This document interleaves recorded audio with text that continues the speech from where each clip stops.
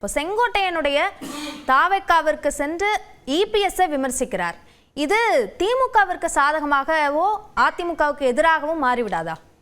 இல்லை, இப்போது திமுகவில் அந்த தலைமை திமுகவை விமர்சிக்காமல் அந்த தலைமையை மட்டும் ஒருத்தர் விமர்சித்தார். அது ஆடியோ மாதிரி வந்துச்சு.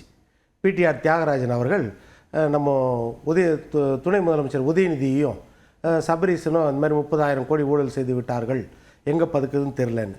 ஆனால் திமுகவை விமர்சிக்கலை. இப்போ இதை நம்ம ஏற்றுக்க முடியுமா? திமுக கட்சியை விமர்சிக்கலை, தலைவரை தான் விமர்சிக்கிறார். அதே மாதிரி ஆதவ அர்ஜுனாவும் திமுகவை விமர்சிக்கலை, அந்த கட்சியின் குடும்ப ஆட்சி மன்னராட்சியும் தான் விமர்சிக்கிறார், திமுகவை விமர்சிக்கலை. இப்போ இதையே நம்ம ஏற்றுக்க முடியுமா? அதுபோல் என்னென்னா, கட்சி வேறு தலைமை வேறுன்னு எங்கேயுமே கிடையாது. கட்சினாலும் தலைமையினாலும் எல்லாமே ஒன்று தான். இப்போது தாவேக்காவை நம்ம சொல்கிறோம்.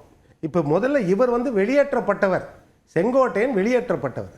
அதுபோல் கடந்த காலங்களில் நிறையா அதிமுகலேருந்தோ திமுகலேருந்தோ வெளியேற்றப்பட்டவர்கள் நிறையா இருக்கிறாங்க. திமுகவில் விபி துரைசாமி துணைத் தலைவராக இருந்தார், இப்போ பிஜேபியில் இருக்கிறார், வெளியேற்றப்பட்டவர். அதே மாதிரி எடுத்துக்கிட்டிங்கன்னா வைகோ வெளியேற்றப்பட்டவர்.